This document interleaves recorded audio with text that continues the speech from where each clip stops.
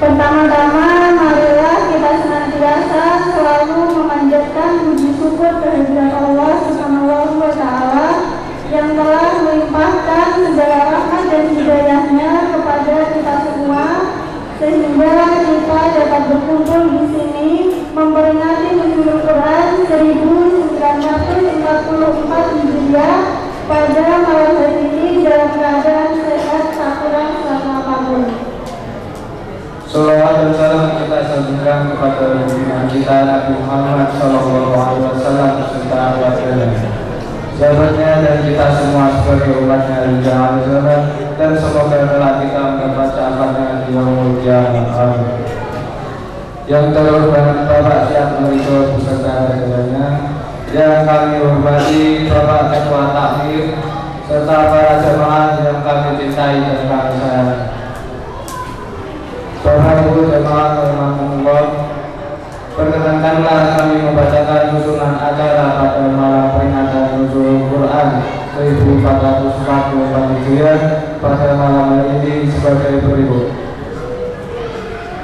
Cara yang pertama yaitu pembukaan, kedua sari tilawah, ada yang ketiga sambutan ketua PFBI, acara yang keempat yaitu penampilan dari adik-adik TPG yang kelima istirahat, dan keenam itu monitor tanah dan doa, tujuh yaitu pembagian surprise, dan yang terakhir yaitu penutup.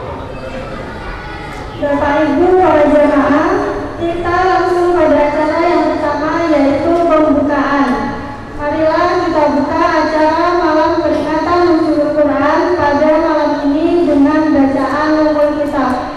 Ayat hadirnya di Barokatil Fatihah.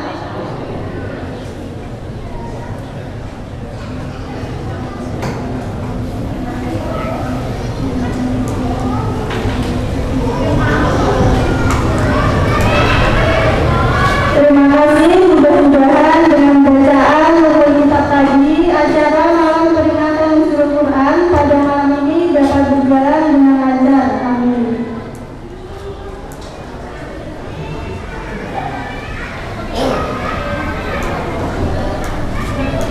Bapak Ibu para jemaah, kita masuk pada acara berikutnya yaitu sari tilawah yang akan dibacakan oleh Ananda Kanaya dan Ananda Muda.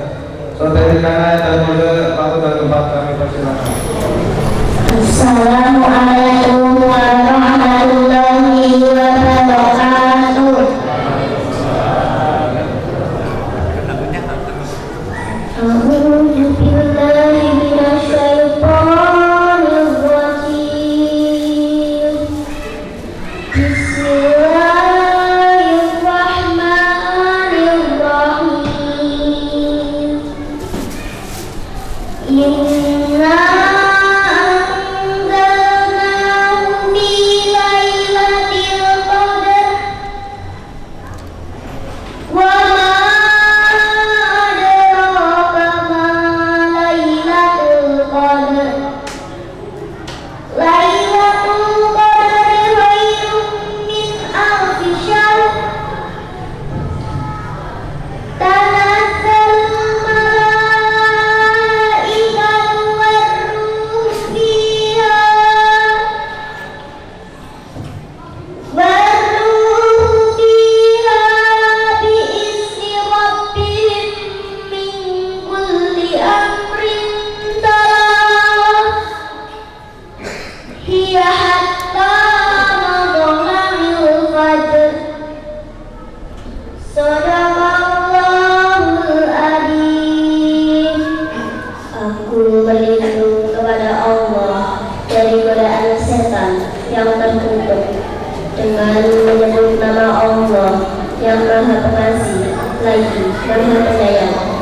Sesungguhnya kami telah menurunkannya Al-Quran pada malam qadar.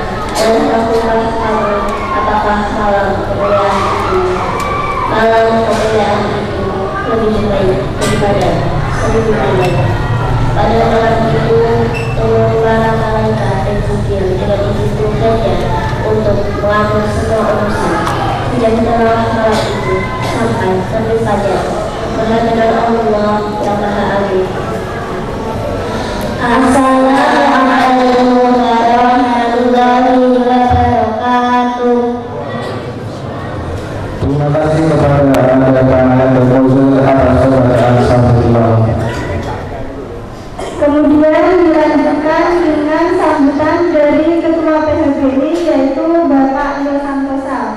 Kepada Bapak Leo Santosa, waktu dan tempat kami persilahkan.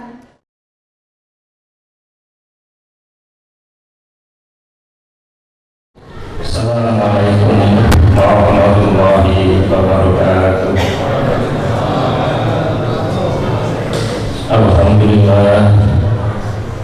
Alhamdulillahirabbil alamin. Wassalatu wassalamu ala asyrofil anbiya'i wal mursalin wa ala alihi wa sahbihi wasallam. Asyhadu an la ilaha illallah wa asyhadu anna Muhammadan rasulullah. Allahumma shalli ala Muhammad wa ala ali Muhammad. Bapak, Ibu, adik-adik, hadirin rahimahullah. Alhamdulillahirabbil alamin. Pertama-tama marilah kita senantiasa bersyukur kepada Allah Subhanahu wa taala atas segala limpah nikmat dan karunia-Nya yang diberikan kepada kita semua, terutama nikmat iman, nikmat Islam, nikmat takwa, tawakal. Dan nikmat pada malam hari ini kita masih diberikan kesehatan, kesempatan sehingga kita dapat berkumpul di masjid yang mulia ini dalam rangka peringatan malam Nuzulul Quran. Bapak Ibu yang rahimahullah, pertama-tama yang saya hormati Bapak Ketua Yayasan Masjid Al-Kautsar, Bapak Suyatno Ridho dan seluruh stafnya. Yang saya hormati Ketua Takmir Masjid Al-Kautsar beserta seluruh stafnya. Yang saya hormati Ketua RT RW 04 beserta seluruh jajarannya, dan saya hormati Bapak Ibu hadirin adik-adik yang saya sayangi. Salam dan salam senantiasa mulia seperti saya sampaikan pada junjungan kita Nabi Muhammad Sallallahu Alaihi Wasallam, para keluarganya, para sahabatnya, serta para pengikutnya hingga akhir zaman. Bapak Ibu rahimahullah, alhamdulillah pada malam hari ini saya merasa berbahagia, bersyukur dan berterima kasih sekali pada remaja Masjid Al-Kautsar yang telah bisa melaksanakan peringatan Nuzulul Quran pada malam hari ini. Dan luar biasa sekali karena pada malam ini banyak yang hadir, para remaja, anak-anak, bapak-bapak, ibu-ibu berkumpul dalam satu majelis di Masjid Al-Kautsar yang mulia ini.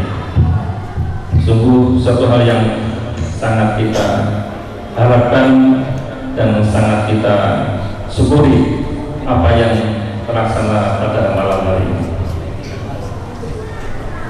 Harapan saya sebenarnya ketua itu ya dari remaja, karena sebetulnya yang merencanakan, melaksanakan hingga sampai ke pembiayaan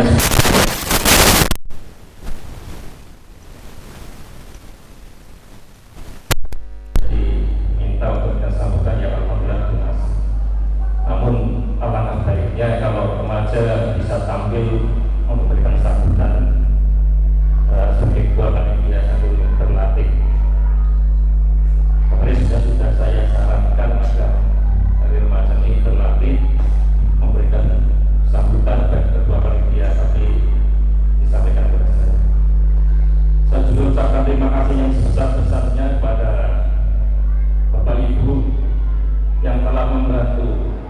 terlaksananya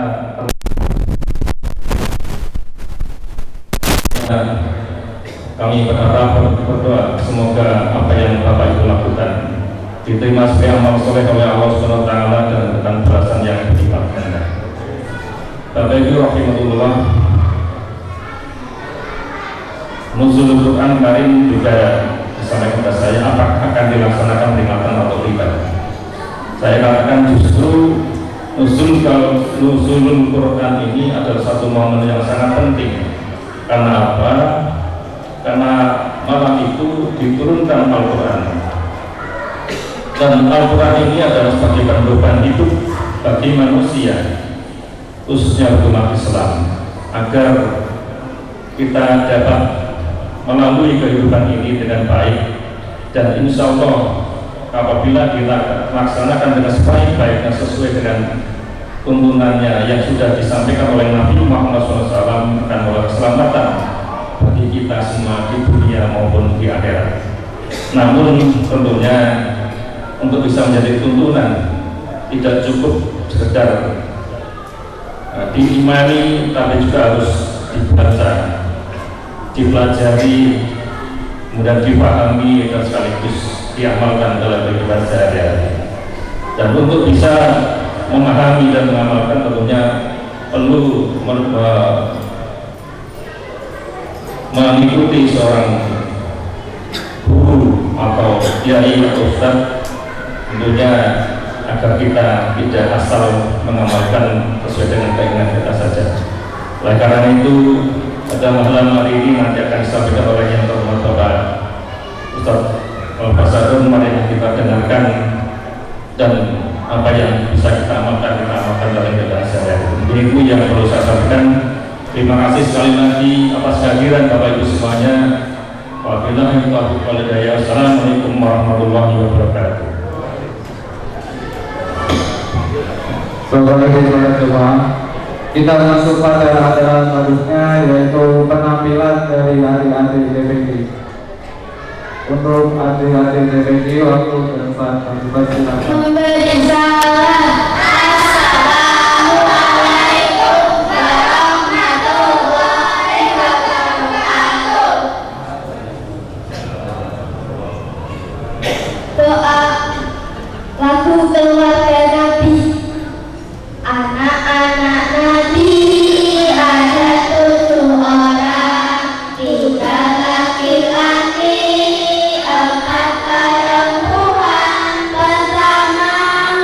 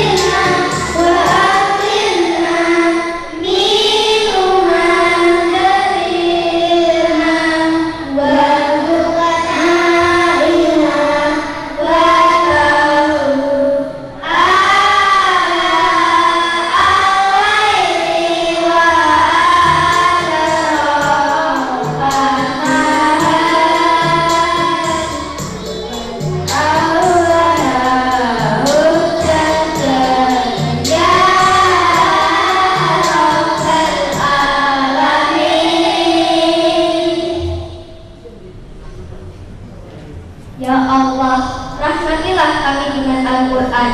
Jadikanlah Al-Quran sebagai panutan, cahaya, petunjuk, dan rahmat bagi kami.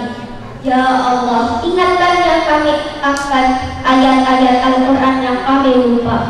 Ajarkan kepada kami daripadanya yang kami belum tahu. Karuniakanlah kepada kami untuk dapat membaca Al-Quran sepanjang malamnya dan sepanjang siangnya. Dan jadikanlah Al-Quran bagi kami sebagai pedoman, wahai Tuhan sekalian alam.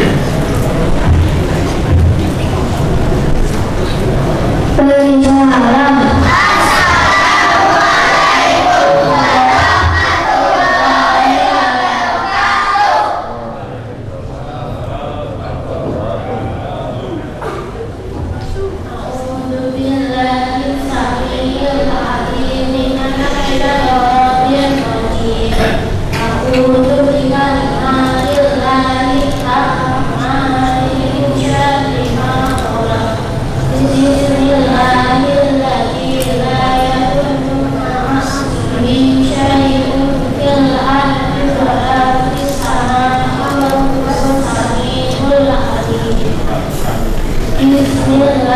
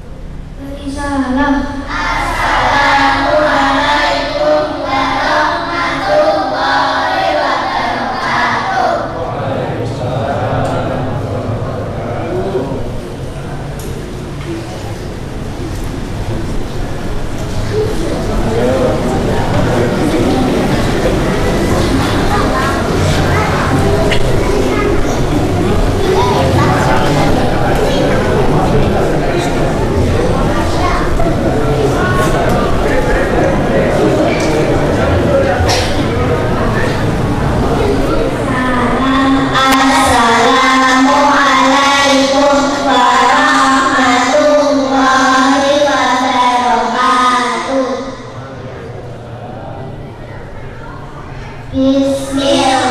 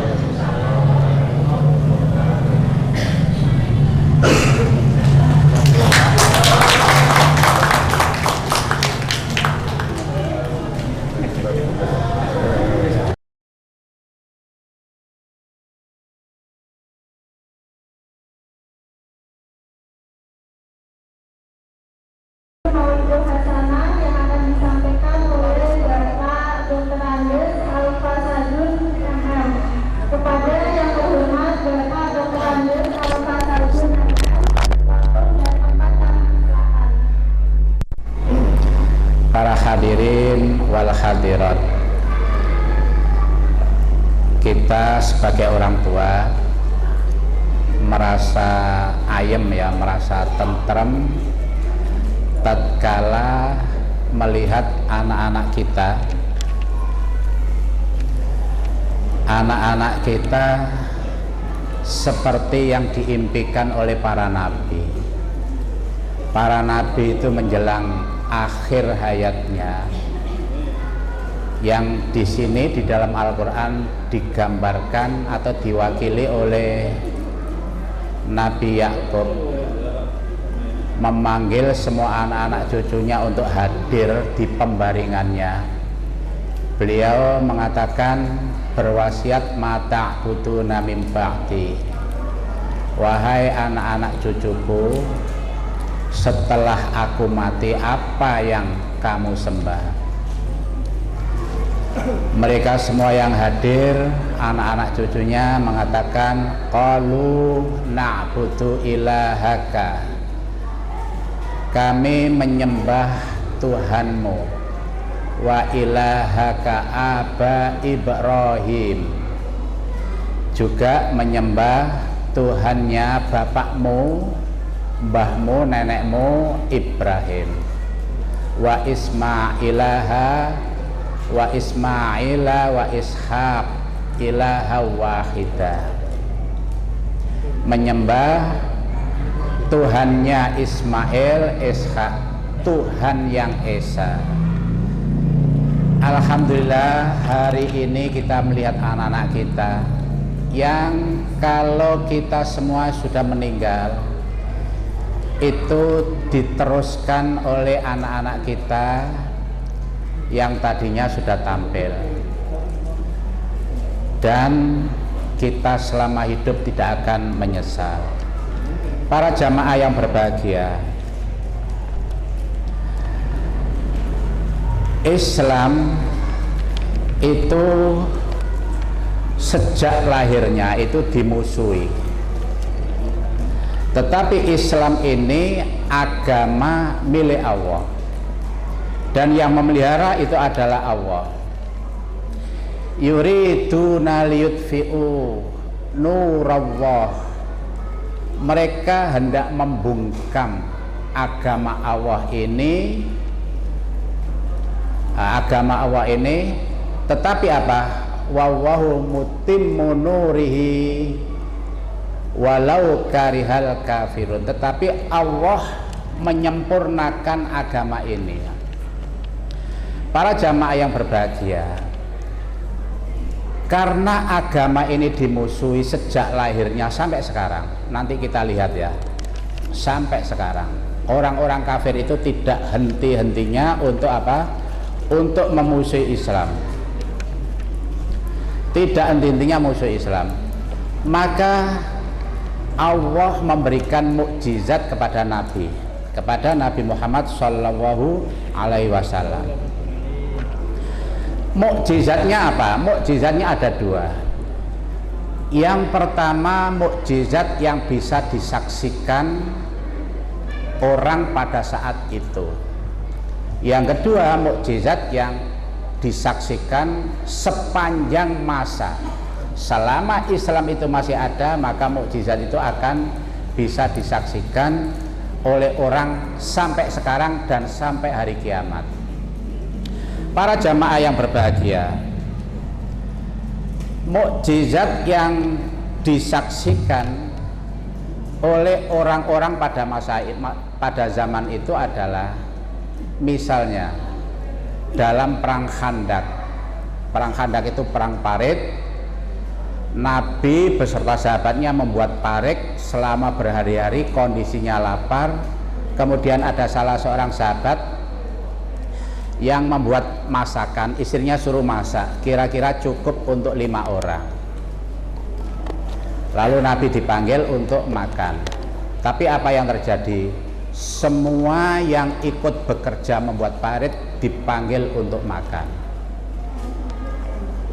Dipanggil untuk makan. Istrinya ini marah-marah. Gimana ini? Gelisah ya. Wong masakan cukup untuk 5-6 orang kok yang datang ratusan orang, kan gemruduk ya. Bingung. ternyata para hadirin, makanan yang sedikit tadi bisa cukup untuk ratusan orang. Dan ini semua orang menyaksikan. Semua orang menyaksikan. Kemudian misalnya lagi dalam perang Tabuk, Nabi mengadakan perjalanan. Nabi mengadakan perjalanan dari Madinah ke Tabuk itu kira-kira jaraknya 3000 km. Nabi pada saat itu sudah usia 60 tahun menjelang wafat. 60 tahun perjalanan panas 3000 km, kalau waktu itu ditempuh dengan 3 bulan. Bayangkan ya, bayangkan di usia 60 tahun lebih itu masih mampu mengadakan perjalanan ditempuh waktu 3 bulan.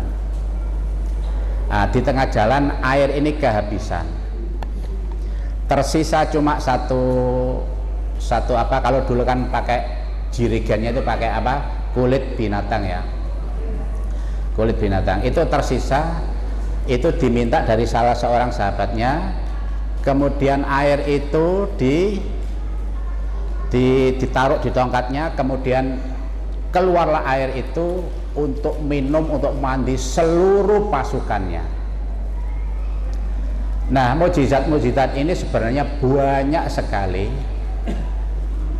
dan itu sering orang-orang non-muslim itu mengatakan bahwa Muhammad tidak punya mukjizat seperti itu. Soalnya kalau Al-Quran itu ditantang Nabi supaya mendatangkan mukjizat, Al-Quran mengatakan jangan minta mukjizat seperti itu. Misalnya mukjizat membelah bulan, itu disaksikan di dalam hadis-hadis sahih itu Nabi betul-betul membelah bulan. Tapi setelah orang itu mengatakan sihir, jadi mukjizat seperti itu akhirnya jebule ya sihir, sulapan bin salabin. Oleh karena itu, untuk membela agama ini Allah menurunkan mukjizat yang disaksikan orang sepanjang zaman, yaitu Al-Quran. Mukjizatnya Al-Quran itu di mana? Coba kita melihat sejarah orang pada masa zaman Nabi. Itu ada orang yang namanya Zubair bin Mut'im, itu diutus oleh Abu Jahal untuk mendatangi Nabi, ketika itu waktu maghrib, Nabi membaca surat At-Tur. Surat At-Tur itu 50 ayat lebih ya. Itu ketika sampai kepada ayat 35, am khuliqu min ghairi syai'in, apakah mereka diciptakan tanpa pencipta? Kalau saya tanya begini, apakah bapak-bapak, ibu-ibu diciptakan tanpa pencipta? Panjenengan itu hadir ke sini itu brojol sendiri, ataukah amhumul khaliqun, ataukah mereka menciptakan dirinya sendiri? Jawabannya kan tidak. Lah kalau iya, siapa yang menciptakan? Waktu itu Zubair bin Mut'im di dalam hadis riwayat Bukhari, saya tatkala Rasulullah waktu itu saya masih musyrik, mendengar Nabi membaca itu, hati saya melayang. Rasanya tidak mungkin saya hadir di sini tiba-tiba tanpa pencipta. Kemudian ayat berikutnya yang menjadi hati Mut'im ini terbang melayang itu adalah am khalaqus samawati wal ard, apakah mereka orang-orang kafir itu menciptakan bumi dan langit? Kira-kira urun semene piro, urun kricake piro, gawe tiange piye? Apakah menciptakan itu? Jawabannya adalah mereka tidak meyakini bahwa dirinya ikut berkontribusi menciptakan langit dan bumi. Kemudian ada berikutnya, Suraqah. Abu Jahal itu ngomong begini, waktu itu Nabi hijrah dalam perjalanan.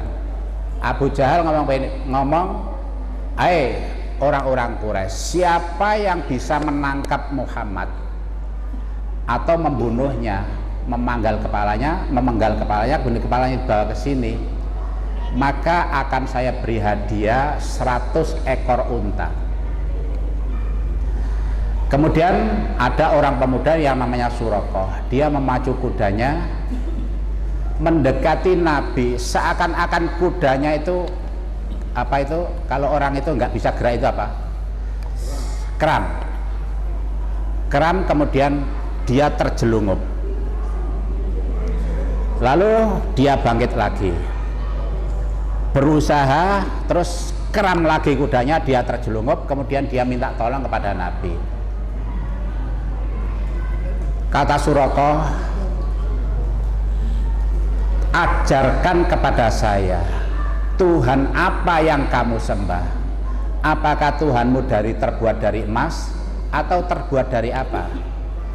Kemudian Nabi Muhammad mendapat wahyu Qul huwallahu ahad, surat Al-Ikhlas, Allahus Shomad, lam yalid walam yulad, dan seterusnya. Kemudian sejak itu Suraqah ini menjadi pembela Nabi. Para jamaah yang berbahagia, orang-orang yang beriman sampai sekarang ini banyak yang membaca surat Al-Ikhlas kemudian menjadi beriman. Di antaranya apa? Irene Handono. Irene Handono dulunya itu dia adalah disekolahkan bapaknya untuk menjadi apa? Biarawati. Nah, oleh kampusnya ditugasi untuk belajar Al-Quran, lalu dia membaca surat Al-Ikhlas, masuk Islam. Tidak hanya Irene Handono, orang-orang yang masuk Islam karena Al-Quran banyak sekali, kalau diceritakan banyak sekali. Kemudian para jamaah yang berbahagia, ada seorang profesor namanya Keith Elmore. Dia adalah penulis buku Developing Human. Developing Human itu perkembangan manusia, asal usul manusia lah. Asal usul manusia. Dia adalah penulis terbaik yang sekarang ini bukunya menjadi rujukan untuk Fakultas Ilmu Kedokteran.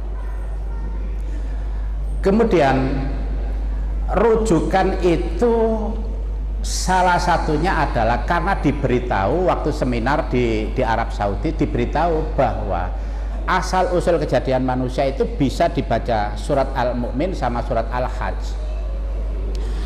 Di antaranya ini, ya ayuhan nas, wahai manusia, manusia semuanya, siapapun yang merasa dirinya menjadi manusia, in kuntum fi raibim minal ba'ts, jika kamu ragu-ragu tentang hari kebangkitan. Kita ini kan sering-sering ragu-ragu ya, antara percaya dan tidak percaya. Padahal hari kebangkitan atau hari kehidupan sesudah kita mati itu pasti terjadi. Kalau kamu ragu-ragu, coba perhatikan, inna khalaqnakum fa inna khalaqnakum, maka sesungguhnya kami menciptakan kamu min turabin, dari tanah. Bapak ibu kita makan biji-bijian seperti padi, jagung, kedelai, susu, ikan, macam-macam, semuanya itu ditumbuhkan oleh tanah. Sapi makan suket, suket tumbuh oleh tanah. Kemudian semuanya ini diolah, diproses dalam tubuh ayah ibu kita, lalu jadi apa? Tsumma min nutfah, jadi nutfah, air mani. Air mani itu, perhatikan para bapak ibu, bahwa kita ini asal usulnya itu min nutfah. Dikatakan nutfah itu adalah mimma immahin, air yang hina, setetes, bukan bertetes-tetes, setetes air yang hina asal usul kejadian kita. Lalu diproses summa min alaqah, kemudian air setetes air mani itu menjadi alaqah, menjadi apa? Segumpal darah. Mim mudghah, kemudian air yang alaqah segumpal darah itu menjadi segumpal daging yang mukhallaqah, ada yang sempurna. Yang sempurna itu yang apa? Yang kejadiannya itu sampai kita jadi orang, sampai jadi orang. Kemudian ada yang ghairu mukhallaqah, yang ada yang tidak sempurna, yang lahir brojol sebelum waktunya, keguguran. Kalau kita lihat ibu keguguran, yang terjadi adalah darah. Sampean-sampean kita yang ganteng-ganteng ini, yang ada brengosnya sok petentang-petenteng, itu asal usul kita itu seperti itu. Dikatakan oleh Al-Quran, linubayyina lakum, supaya kami menjelaskan kepada kamu, hai manusia, kamu itu seperti itu. Kok petentang-petenteng, kok ya tiba enek orang duwe duit ya, kayak wedhus mlebu got, kayak asu anjing mlebu got, gimana? Nggak bisa apa-apa. Seperti itu, linubayyina lakum, supaya kami menjelaskan keadaan kamu itu seperti itu, sehingga akhirnya Kate Elmore ini mendapat apa? Mendapat julukan bahwa mengatakan bahwa Al-Quran tidak mungkin ciptaan manusia, karena Nabi tidak pernah menyelidiki itu. Ini pasti dari yang maha berkehendak, yaitu Allah Subhanahu wa Ta'ala. Itu Kate Elmore. Kemudian para jamaah yang berbahagia, ada yang orang sekarang yang beriman kepada Allah karena Al-Quran. Itu diantaranya adalah Yexues Cousteau. Cousteau itu adalah penyelam laut yang andal. Dia adalah TNI AL-nya Perancis. Suatu saat dia menyelam, dia merasakan di situ ada air yang tawar. Kemudian menyeberang sini, air itu asin. Dan itulah yang disebutkan di dalam Al-Quran, marojal bahraini yaltaqiyan. Dia mengalirkan dua laut yang bertemu, seakan-akan dia bertemu, padahal dia bainahuma barzahul la yabghiyan, padahal mereka itu terpisah. Jadi menurut pandangan mata itu adalah terpisah, tetapi sesungguhnya yang tawar tetap tawar, yang asin tetap asin. Disitulah Cousteau itu memeluk Islam. Kemudian para jamaah yang berbahagia, Al-Quran itu menantang semua orang dari zaman Nabi sampai zaman sekarang untuk membuat satu saja ayat Al-Quran. Kalau zaman Nabi itu yang terkenal itu Musailamah. Tapi ketika Abu Jahal mendengar Al-Quran buatan Musailamah, Abu Jahal itu guyu, lucu isine kok ngomong kata, apa itu kata, lucu. Abu Jahal tertawa-tawa. Lah sekarang tahun 2005 itu ada orang Palestina kecil itu sekolahnya di Arab, bahasanya Arab. Dia mendapat gelar doktor 2 bahasa, namanya Anis Soros. Waktu tahun 2005 Anies Soros itu deklarasi nanti orang Islam ini banyak yang murtad. Banyak yang murtad. Mengapa banyak yang murtad? Karena ada true Quran yang sebenarnya, Al-Furqan Al-Haq. Dia mengarang yang namanya Al-Furqan Al-Haq. Wah, pendeta-pendeta Amerika senang semua menyokong idenya ini, sehingga bantuan mengalir sampai dunia Arab. Orang-orang Mesir, ulama Mesir menuduh bahwa Al-Furqanul Al-Haqqu ini, Al-Furqan Al-Haqqu ini yang buatan Anies Soros itu adalah sokongan pemerintah Amerika. Tetapi semua pendeta Amerika menolak bahwa ini murni swadaya masyarakat. Ya seperti petinju lah. Petinju itu kalau dulu waktu kita kecil Muhammad Ali itu kan sering berkor-kor.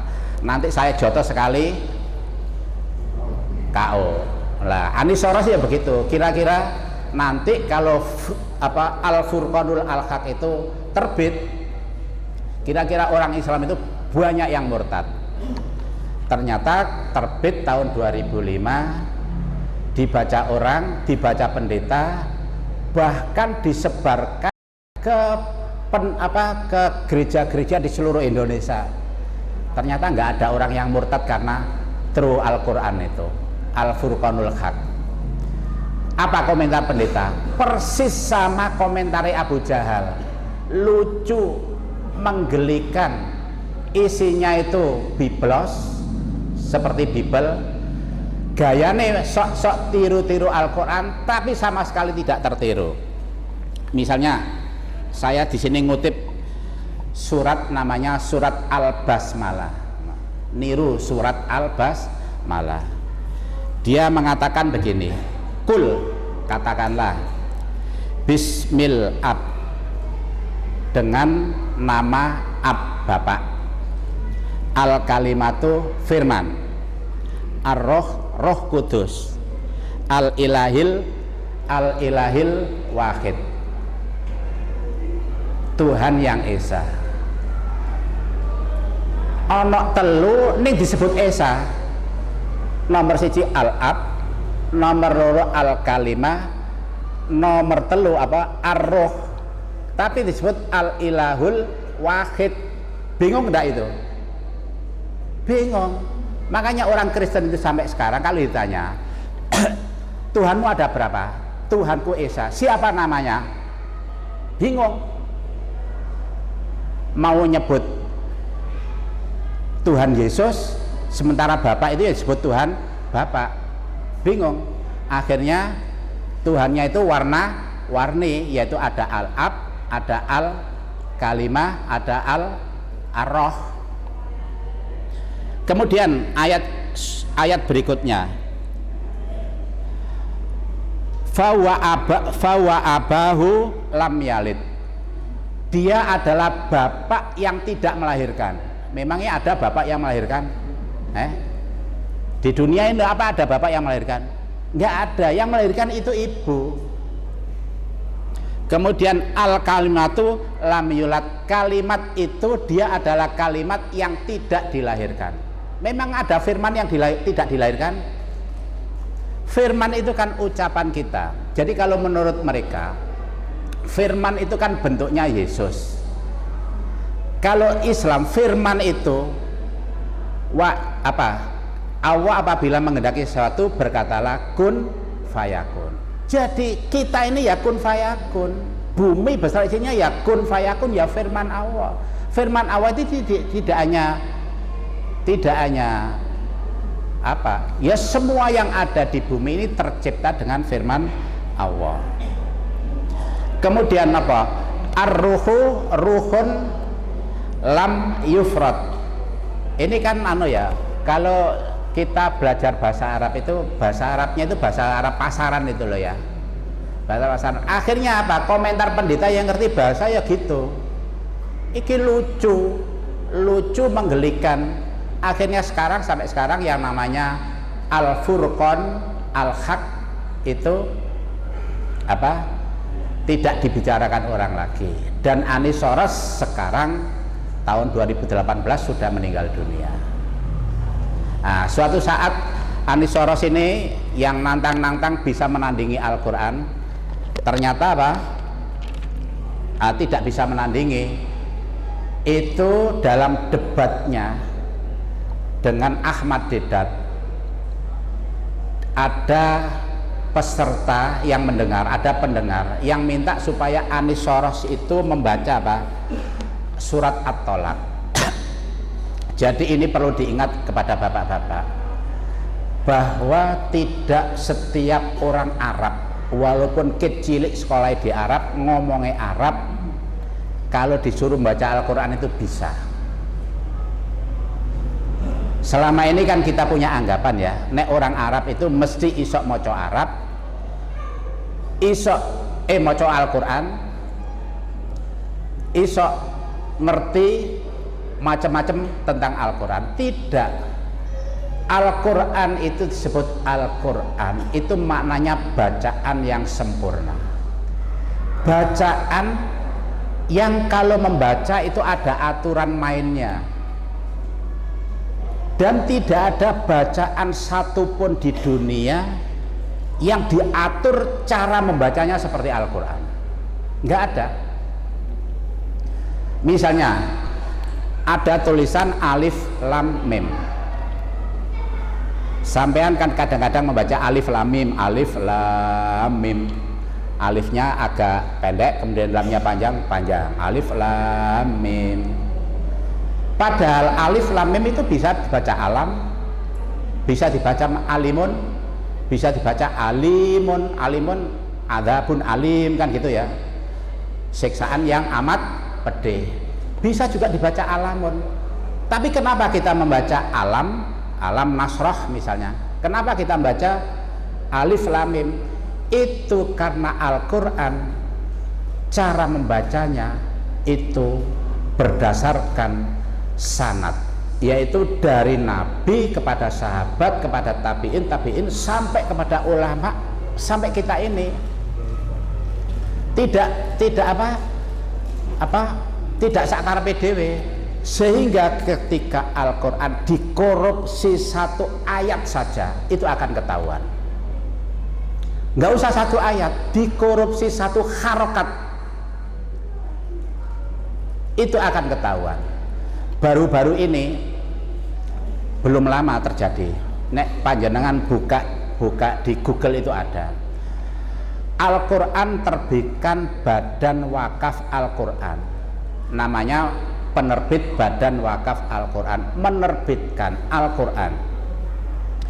Satu Al-Quran itu kan berapa huruf itu?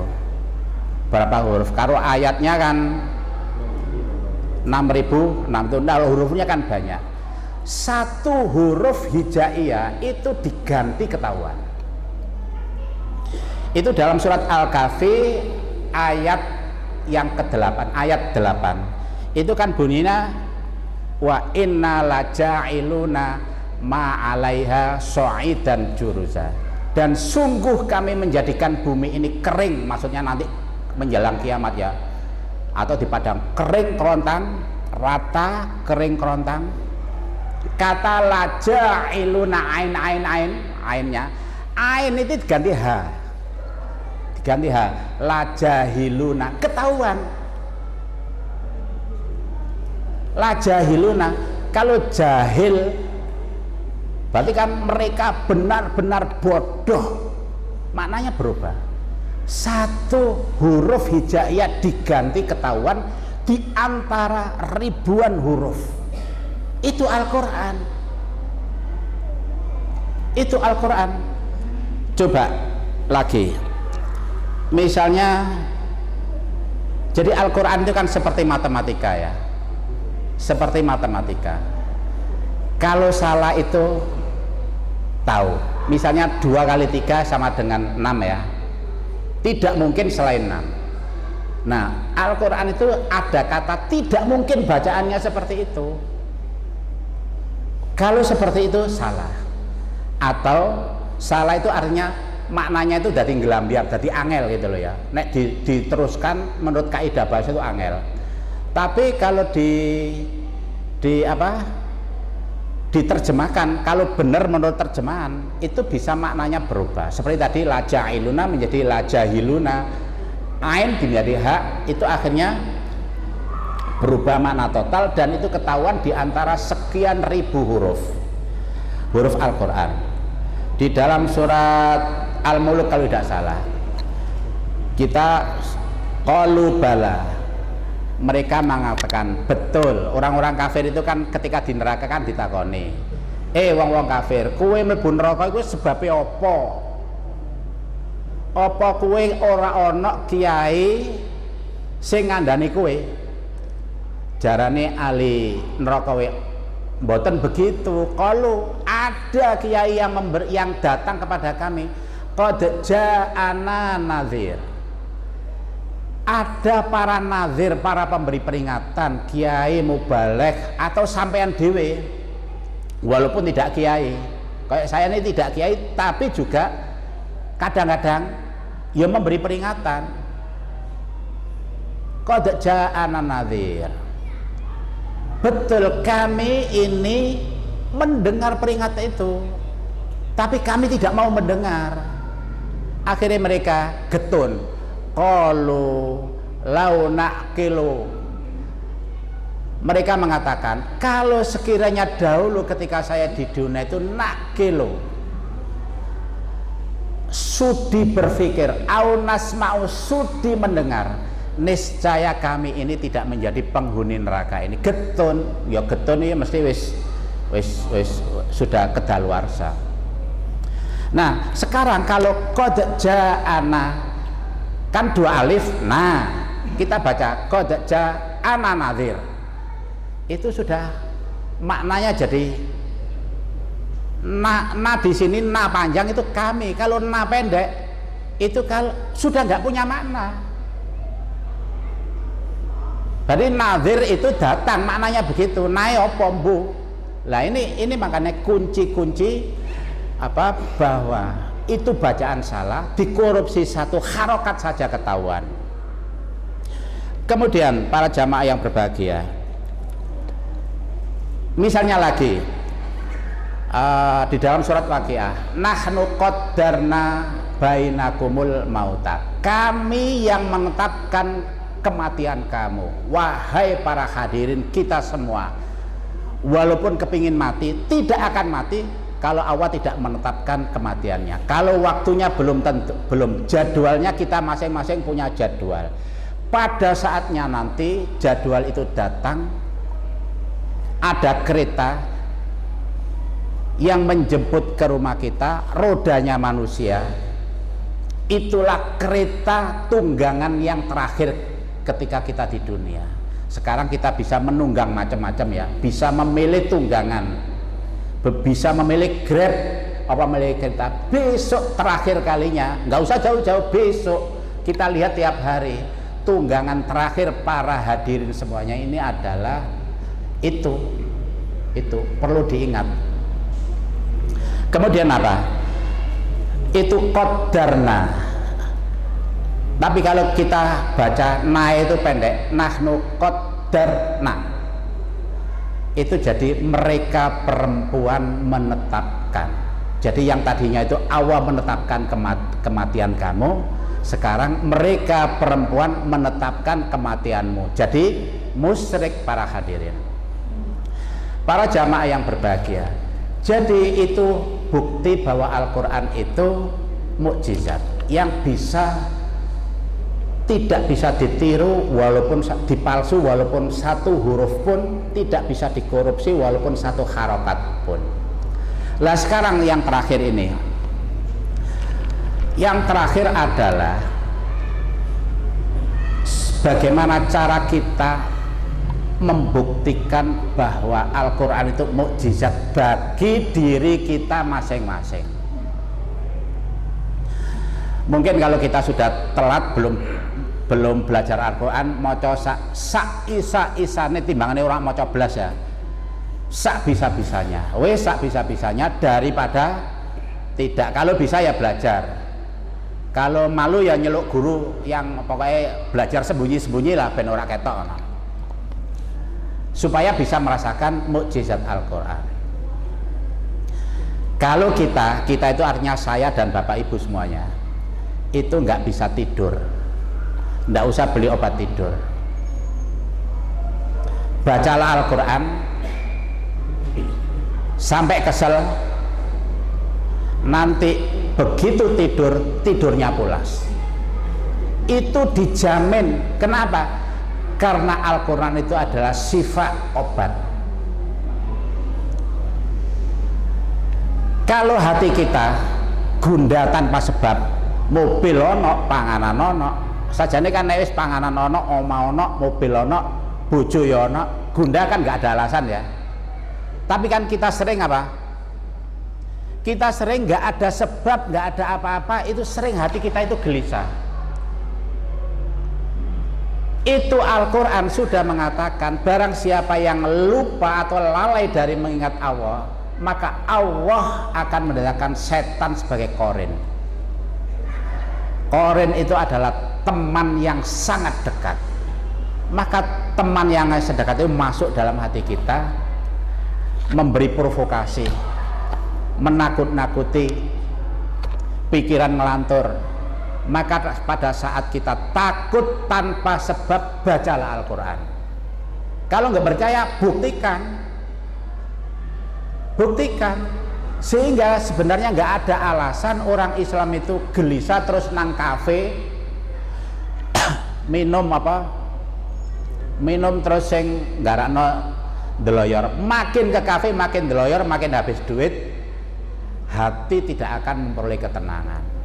Coba ini orang-orang terdahulu, orang-orang sahabatnya Nabi, semuanya menggunakan Al-Quran ini sebagai obat diri, sehingga sakitnya itu tidak aneh-aneh, sakitnya nggak aneh-aneh. Sampai si Khalid bin Walid itu Khalid bin Walid itu anaknya Walid, anaknya Walid, bapaknya namanya Walid. Walid ini juga ahli sastra, orang yang kaya. Jadi Walid itu orang yang bingung. Orang yang bingung, dia berpikir bingung. Nah, kalau orang berpikir bingung, bingungnya di mana? Dia satu sisi meyakini Al-Quran itu firman Allah, tetapi di sisi lain, aku nek percaya karo Muhammad, gengsiku di mana? Saya ini orang terkaya di sini. Kebunnya itu dari Taif sampai ke Mekah jejer-jejer. Digambarkan Al-Quran itu dia itu wabani nasuda, anak-anaknya selalu hadir di sekitarnya, gagah-gagah. Nek ono macam-macam karo Walid, anak lanang-lanang gagah-gagah, suge-suge. Di antaranya anaknya adalah Khalid bin Walid, jago perang. Itu suatu saat dia mikir tentang Al-Quran, innahu fakkara, dia sungguh-sungguh berpikir tentang Al-Quran ini. Lalu dia memutuskan, fakutila kaifa qaddar, terkutuklah apa yang dia putuskan.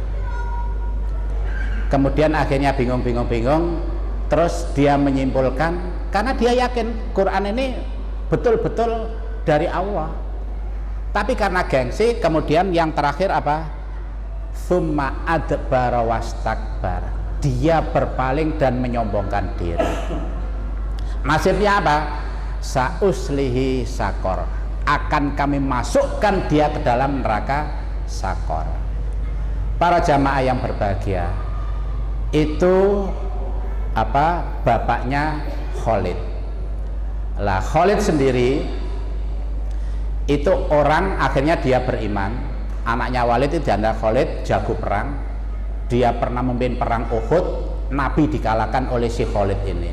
Kemudian dalam periode yang lain Khalid masuk Islam, dan ketika masuk Islam dia itu kepingin mati dalam keadaan perang, tapi matinya matinya di kasur, ya, matinya di kasur. Inilah yang dikatakan oleh Al-Quran bahwa nahnu qaddarna bainakumul mauta, kami yang menetapkan kematianmu. Jadi kita nggak usah takut dengan mati. Mati kuwi nek wis teko ya teko, nek durung teko njaluk mati ya ora teko-teko, sing teko ora mati, sing mati ora teko. Tenang aja, ada COVID pun tenang aja. Kita punya apa? Punya pelindung, yaitu Allah. Belum tentu orang yang kena COVID mati, belum tentu orang yang tidak kena COVID tidak mati. Banyak yang tidak kena COVID mati, banyak yang kena COVID mati. Kita mati itu berarti kita bertemu dengan Allah. Kita akan diberi apa? Diberi surga. Dan di surga itu adalah wazawwajnahum bihurin ain. Kita akan dijodohkan dengan bidadari yang hurin ain. Matanya itu apa? Lolak-lolok, belolak-belolok, belalak-belalak. Mata yang demikian itu hitamnya sangat hitam, putihnya sangat putih. Nah, nek pendeta kan ngomong nih, kowe lho wong Islam, wedok-wedok Islam, bojomu sih entuk bidadari, lah kowe entuk apa? Entuk apa kowe? Para jamaah yang berbeda, Al-Quran memberi jawaban bahwa laki-laki itu kalau punya duit, hawane apa? Hawa kawin meneh. Coba wong sing sugih-sugih di Thailand itu ada laki-laki yang istrinya 16. Nah, kemarin kena krisis ekonomi, bangkrut, bojone melayu kabeh. Melayu kabeh. Akhirnya dia sakit-sakitan, sing ngeramut sapa? Sing ngeramut istri pertama. Banyak, kemudian yang subur bojone pira? Raja-raja Jawa bojone pira? Itu pria. Kalau wanita kalau punya duit yang dipikir apa? Perhiasan, perhiasan, make up, tas. Kan ada tas wanita yang harganya 50 juta. Tasnya itu yang apa, istrinya Rafael Alun itu ada yang sekian juta. Itu wanita yang dipikir begitu. Kalau Rafael Alun yang dipikir itu artis-artis yang lain. Ya, duitnya nyasar ke artis-artis yang lain. Para jamaah, mereka dijodohkan dengan itu, wazawwajnahum bihurin ain. Mereka hidup kekal di sana, dan bidadari yang utama itu adalah istri yang ada di dunia. Bahkan mereka itu marry dengan bidadari yang diciptakan oleh Allah langsung. Marry. Karena mereka alal araiki yanzurun. Mereka duduk di pelaminan sambil memandang keindahan. Seperti seorang apa? Seorang kemanten baru yang pergi ke Danau Toba berdua dikelilingi oleh bidadari, dikongkon jukukne apa-apa. Aku jukukne wedang, jukukne payung, gitu ya. Tugasnya bidadari begitu. Lah, istri yang utama itu adalah istrinya yang di dunia itu, yang sesama muslim. Kiranya demikian, saya mohon maaf. Mudah-mudahan semakin hari kita semakin yakin dengan Al-Quran. Dan kalau tidak percaya Al-Quran, sampai ora iso turu, ora usah buka HP, ora usah jedekno TV, ambil Quran, wudu, ambil Quran, baca, ora iso, ora apa-apa. Engko nek ngantuk berarti itu mukjizat Al-Quran. Nek ora iso turu, dibaca sampai turu. Nah, baru merasakan mukjizat Al-Quran itu bisa menidurkan orang yang tidak bisa tidur. Billahi taufiq hidayah. Wassalamualaikum warahmatullahi wabarakatuh.